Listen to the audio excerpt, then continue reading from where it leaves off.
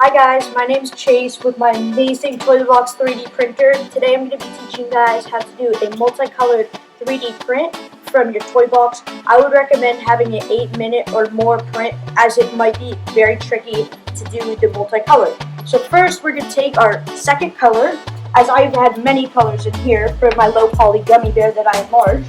And I am going to cut the filament that's in there carefully. Then I'm going to take the filament out of the back. And then I'm going to I have to go find the little piece where it's cut off, and I have to place it in the back. And now, once it's placed in the back, I'm going to wait for this to completely go down. And as you see, it's pretty much gone. So, as soon as it's gone right there, now I'm going to start slowly lowering this in, as I don't want the printer filament that's still in there to come out, and then it will throw off the print. So I want to do this gently and slowly.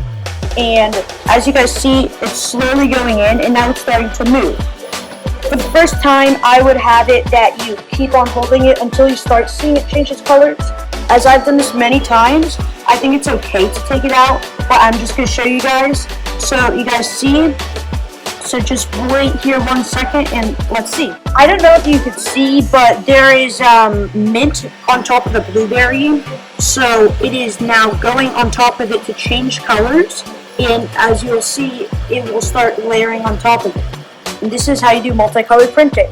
At the end of this video, I will show you the final result. Stay tuned. Hello, as you can see, I printed 2 uniquely colored teddy bears, as my sister would call them, or low poly gummy bears. These have been enlarged, and they have so many different colors to them.